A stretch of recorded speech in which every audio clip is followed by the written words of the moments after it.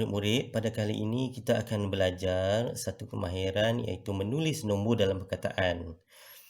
Baik, di sini cikgu beri 6 contoh sebagai panduan untuk murid-murid semua dan di sini cikgu sediakan kotak nilai tempat. Baik, contoh yang pertama nombor 256. Bagaimana kita ingin menulis nombor ini dalam perkataan? Baik, kita tulis nilai tempatnya bermula dengan sa, puluh, ratus. Cikgu menggunakan 3 warna supaya murid-murid mudah memahami ya. Kita sebut 256. Sa kita tidak perlu sebut. Baik, kita tulis 200. 56.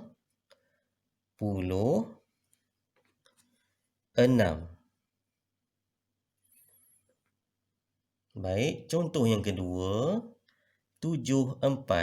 Hanya ada 2 digit sahaja, bermakna ada nilai tempat sa dengan puluh.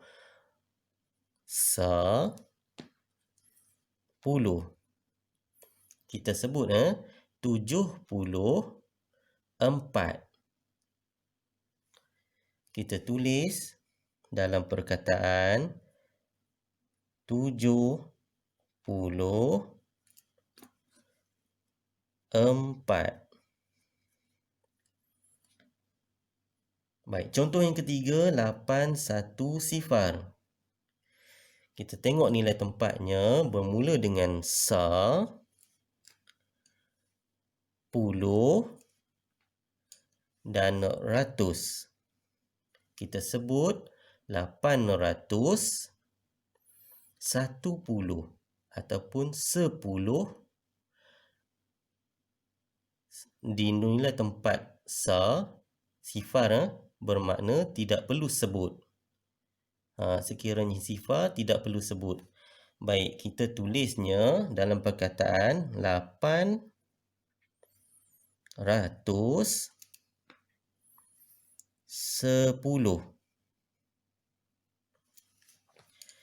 Contoh yang keempat, nombor 611.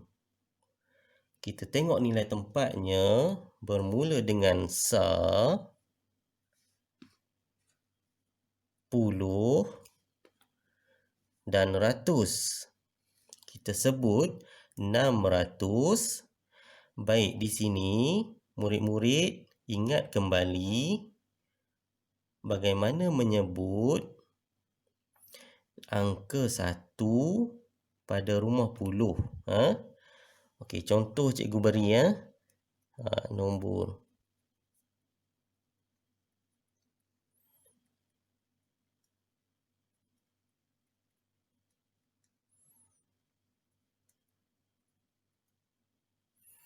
Baik, di sini kita tidak boleh menyebut 111, 112, 113.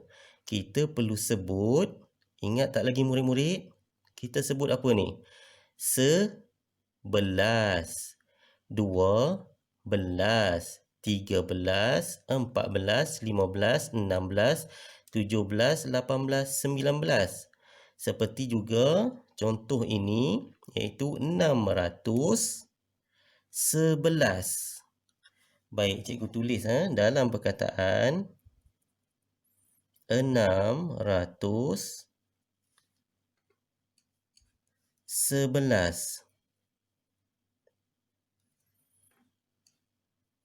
Baik, contoh yang kelima, nombor 109. Kita tengok nilai tempatnya bermula dengan nilai tempat sa yang paling kecil. Kemudian puluh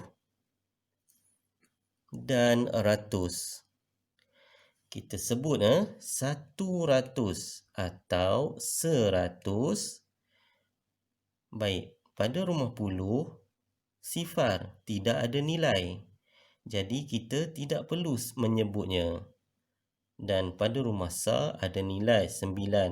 Baik, kita sebut semula. 109. Baik, cikgu tulis dalam perkataan 109.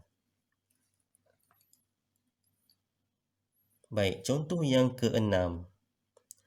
Nombor 4, sifar. Baik, kita tengok nilai tempatnya bermula dengan sa, puluh dan ratus. Kita sebutnya 400.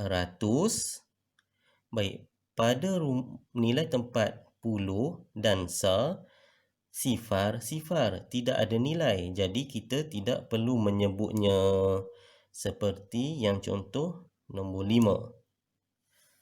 Baik, cikgu tulis 400.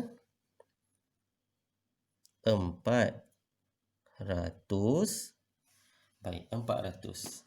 Cikgu harap murid-murid faham dengan 6 contoh yang cikgu berikan dan murid dapat menulis nombor dalam perkataan. Dan jangan lupa buat latihan yang cikgu berikan dan hantar.